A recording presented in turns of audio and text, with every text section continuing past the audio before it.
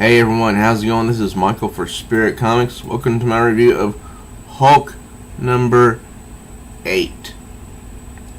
Now this cover has a really interesting background. It's like explosions fire because you can see She-Hulk rampaging, destroying a car, causing havoc, general mayhem. So it's a cool cover in my opinion. I like it. Now into the story. Oops. While Jen has so far avoided any superhero activity, her resolve may at last be broken. Oliver, one of Jen's favorite cooking web show hosts, was drugged on air by a pair of producers who wanted higher ratings, and he transformed live into a hideous new type of monster. Well, technically that's not right. They didn't want higher ratings. They wanted to break into bigger productions. They wanted to get out of just being, cameramen. They wanted to produce stuff of their own. Written by Mariko Tamaki, George Durant, Matt Miller, and lettering by Corey Petit.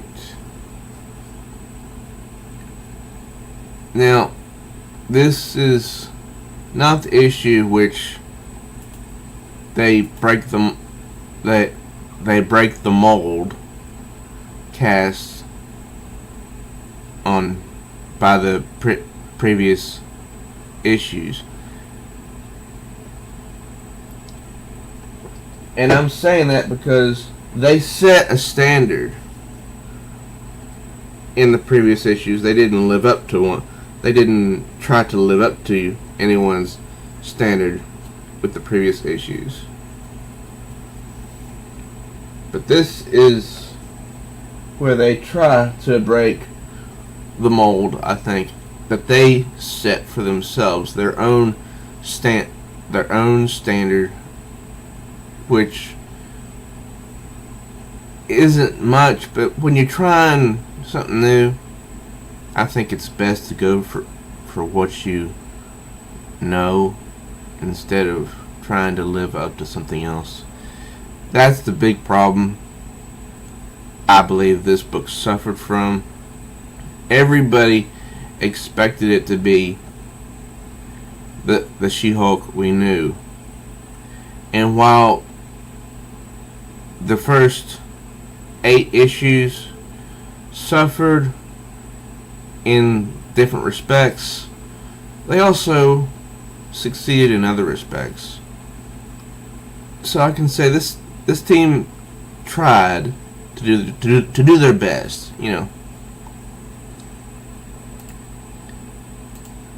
So I'm not faulting them at all.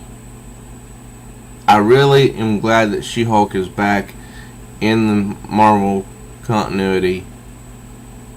I just wish they hadn't referred to her as Hulk, or as it says in the beginning, now she's only just Hulk.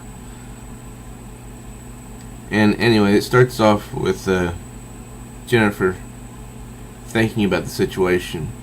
It feels like there's no one reaction to catastrophe anymore. It used to be you'd get a big fat newspaper headline, catastrophe strikes.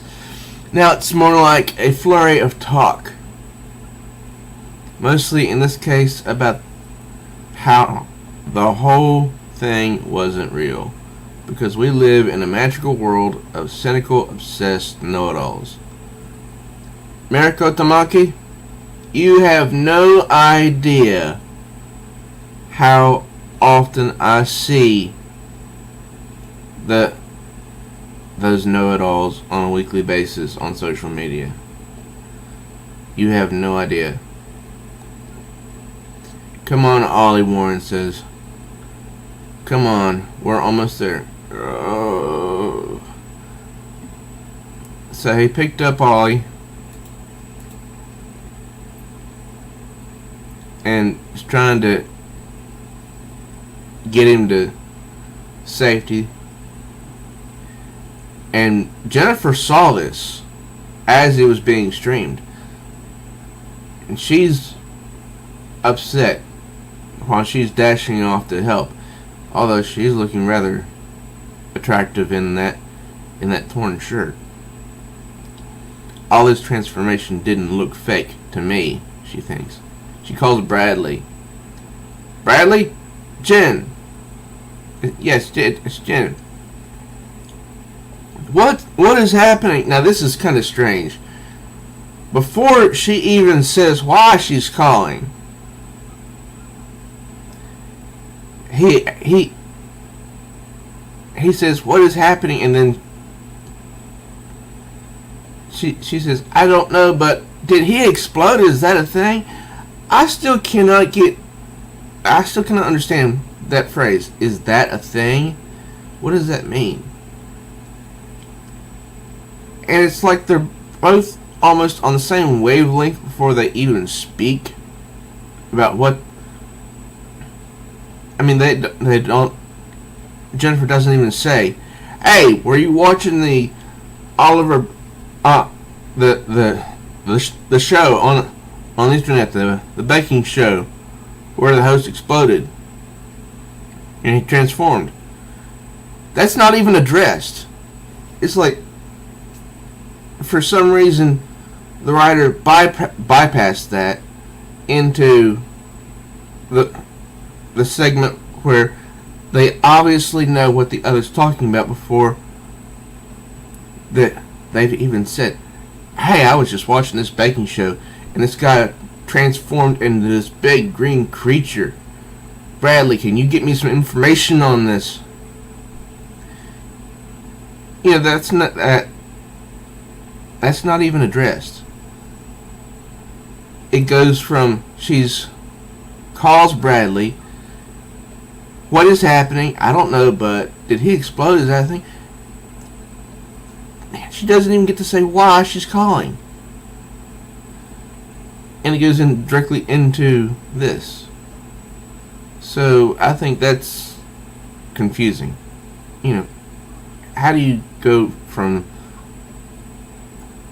Bradley, it's Jen, yeah, to this without telling him why she's calling? Anyways, he said he's got it, he's working on the information now, and Jen thinks, I'm conditioned to see all monsters as real and my responsibility. So she transforms into She-Hulk and goes to find Oliver. She goes to help.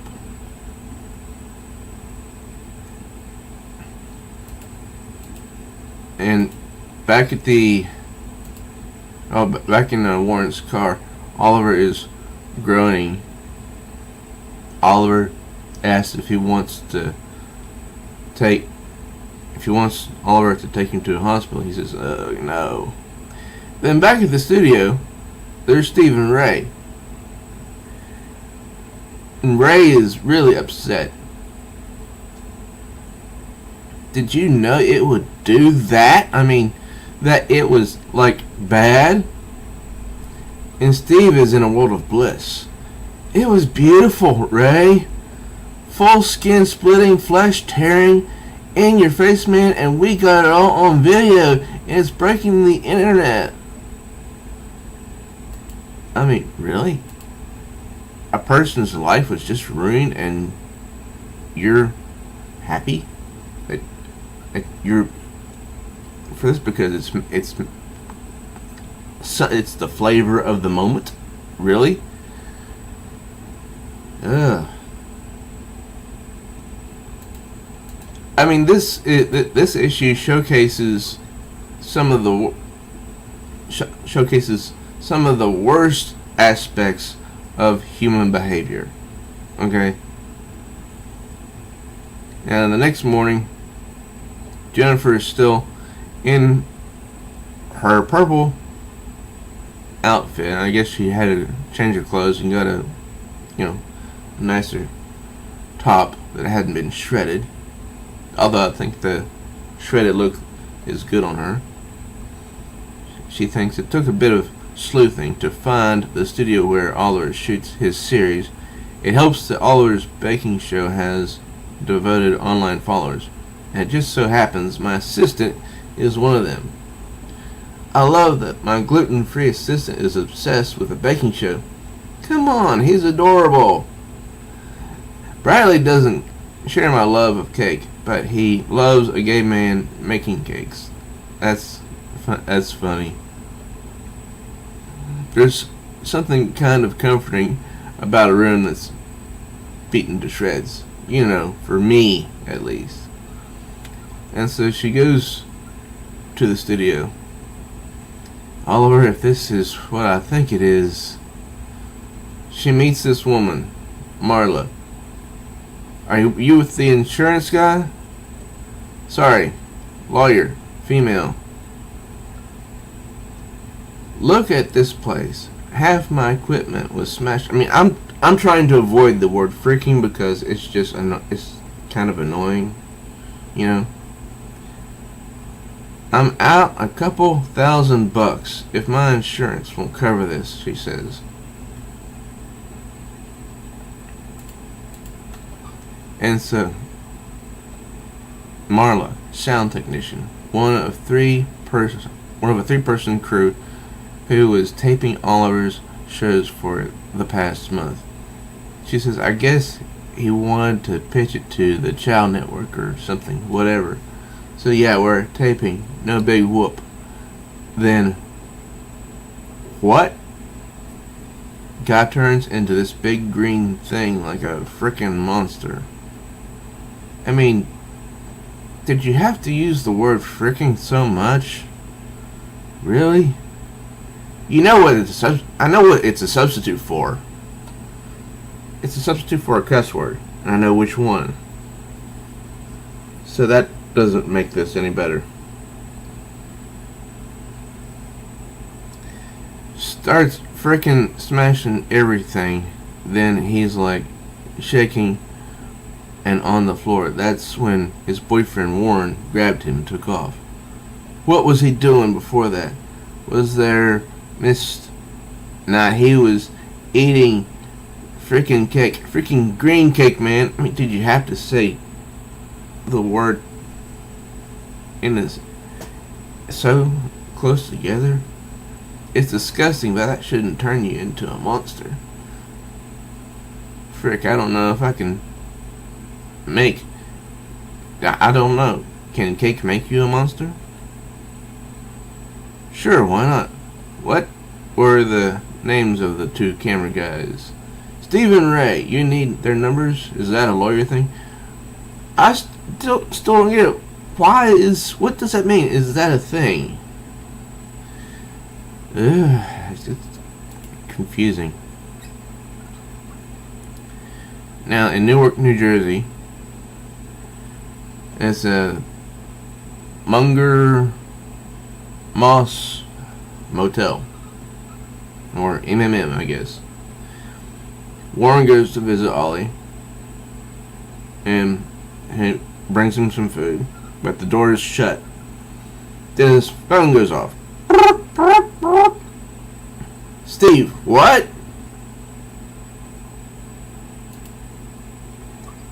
And, hey man, how's he doing? He's, okay now. Now? No, he's not, Steve. What the hell? Hey, just tell him it's going to be okay, alright? Thanks, man. Going to be alright? What the hell does that mean, Steve? I swear if you... Click. Ollie? That was Steve. He said everything's going to be okay. So he starts talking to his boyfriend, Oliver, outside the door, even though he doesn't know that Oliver can hear him. But then we see crash, and Oliver answers the door. Oliver Cakes, aka Oliver Constantine, or Constant, Harvard man, former accountant turned online baking sensation, at the age of 31. Huh? 31? He doesn't look 31 anyway. 500,000 followers on YouTube. Now this is a problem right here. In the very previous issue, the previous issue, number 7, it was stated that Oliver had 100,000 followers on YouTube. Now this issue 8, this is the day after the incident that happened in issue 7. So, Mariko Tamaki, you're telling me that this man, Oliver, he got 400,000 more followers during the night? That doesn't make sense. I don't think any one channel can get that many followers during the nighttime.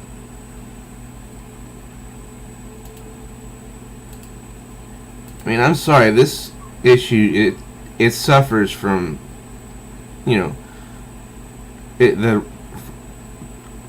from inconsistencies. The writing is not that great in this issue. And this is mildly cute here at the office of Rue, Barber, Zucker, and Scott. Gorgeous hazel brown eyes, killer buttercream icing, the whole package. Anything else? Yes, but first I'm going to say I'm very CSI right now. Agreed, she says. Okay, I looked up the crew. Marla, the sound tech, is clean. But the camera guy, Steve, has a record. Wild guess, assault, drugs. There were a few cases last year of people caught selling a mutation drug. I think they called it Monster Juice. And back at the studio, freaking cooking shows. No more freaking cooking shows. Then Marla notices she has something on her finger. Oh, come on. What the frick? I know, Marla. She used the word frick too many times. She's got some of the drug on her finger. What's in the cup? Bradley says. Cake. Oliver's matcha green tea cake with cream cheese frosting? Yes, Bradley. You want it sent to the lab? Yes. We have a lab? Yes, we have a friend who has a lab. CSI realness. I mean, he's like fanboying over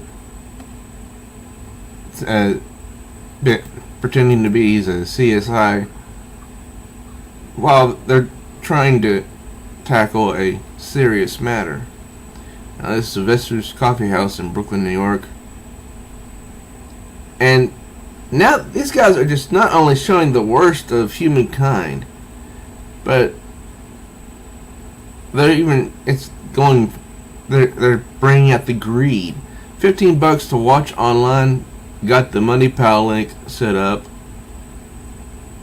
I mean, really?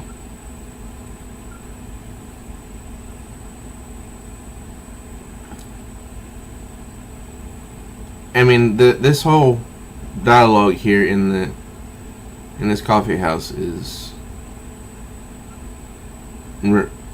basically non-essential. And Ray says, we're going to make a TV show. He says, forget TV. TV is crap. This dude doesn't know what he's talking about. And so Steve's all excited. They are leaving the coffee house. And Ray asks, so we're doing it again? Frick, yeah, we are, Steve says. Then behind them, Steve. It's Oliver. He says, "What did you do? Can't breathe. Help me." And Oliver is the Marvel Comics version of Swamp Thing. I swear he is. He looks like Swamp Thing. He grabs up Steve and Ray because he's ticked at him. He's mad. And so Bradley shows to Jennifer a gif of the transformation, an animated gif. And Bradley questions, do you think it's real, not just special effect? And Jennifer, being the wise sage that she is, since she's a Hulk, says it's real.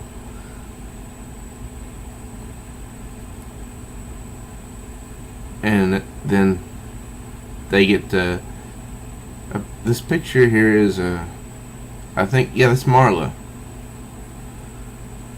She took a picture of her hand that's transforming into this really green, huge hand because she got some of the drug on her. And Bradley says that the test came back about the cake positive for a mutate street drug called CKEF28 monster juice. Also, no sightings of Oliver, Jen says. Nope. But there's a new page his fans are linking to. I was mistaken. At first, it's Jennifer talking. It's pay-per-view, and I agree with Bradley. It is very tacky. He says, "Who taped this?" The sound tech, Marla told me it was just her and the two camera guys in the room. Then they come to the conclusion it was Steve and Ray. And Bradley now really hates Steve and Ray. Jennifer says reactions to Monster Juice are unstable at best. He could be fine, he could get worse, he could eat a burrito and get much worse. So hopefully he's not eating a burrito. It could be anything, Bradley. Anything could trigger a subsequent chemical reaction to the drug. And they get a call, but they don't even show the... Oh yeah, they show it down here. Ring, ring! Rue, Barber, Zucker, and Scott, office of Jim Walters. Bradley speaking. Hold please. I think it's Oliver's boyfriend. So, they then pan to, I think this is the same apartment that Stephen Ray got the drug from. Now, there's something about this that doesn't add up to me. So we hear, whoop, whoop, knocking on the door. Only much louder. Blip, blip, ping! Playing some sort of stupid game. What do you want? Monster juice. Okay, it's cash only. Oh crap. And it's Oliver. He doesn't need monster juice because he is the monster.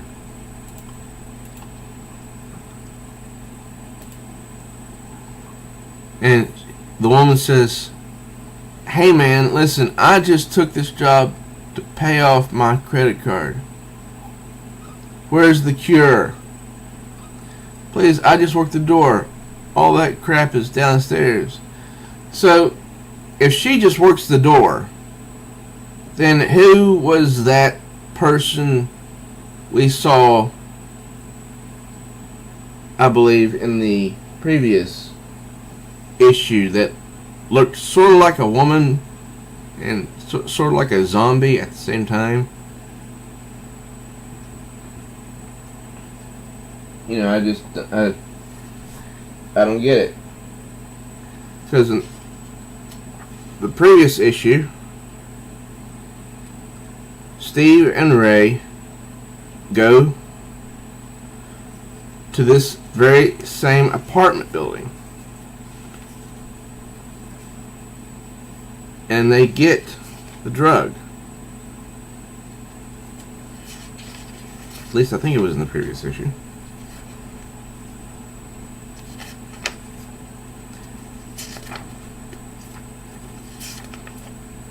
Anyway, maybe it wasn't in the previous issue. It was in issue 6. No, it was.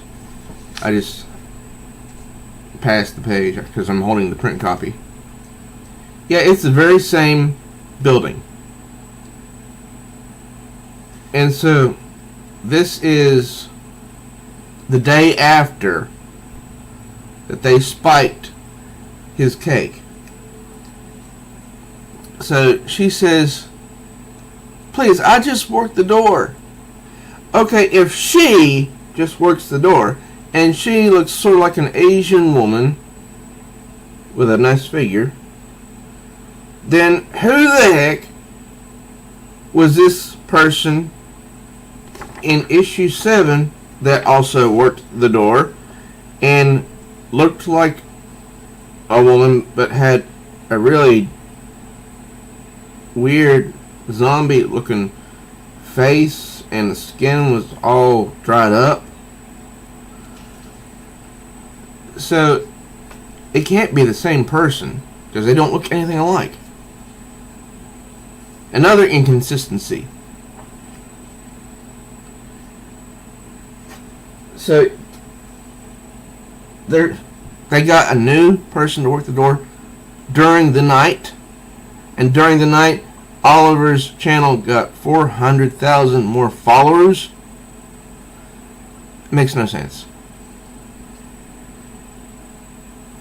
So she runs scared, and Oliver chases after her.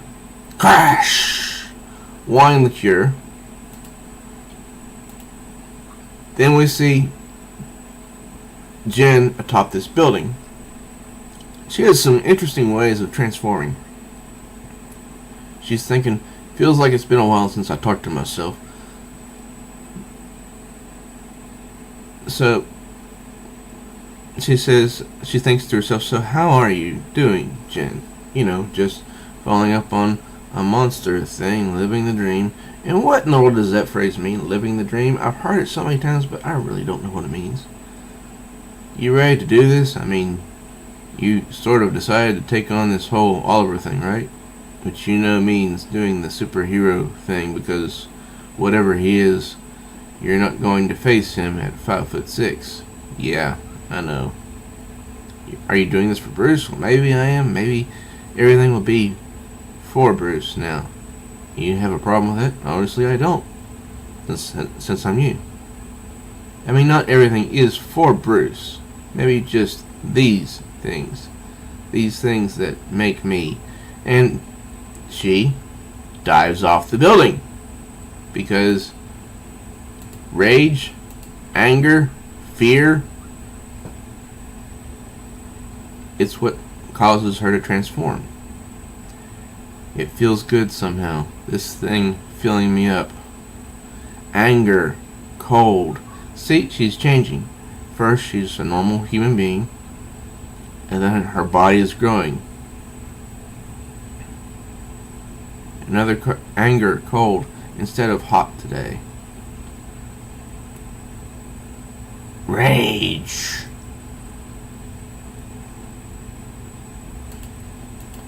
And so she lands down on the ground while Bradley is following up with Warren to get his address so they can come and talk to him about this and to see if he has any contact for info for Stephen Ray. And so she lands on the ground. Feels good. And that's the end of this issue. And yeah, I have to say it was not the greatest issue. I mean, the writing was not good at all. It was there are inconsistencies in there, which you can't make up for them now. It's not something you can go back and fix. But and the art was kind of bland. The shading, the textures. But I still managed to enjoy it. What did you guys think of it? Let me know in the comments. Leave me your remarks, your thoughts. I'm Michael for Spirit Comics. If you're new to my channel, please do subscribe and smash that notification bell like She-Hulk so you'll be notified of all new uploads.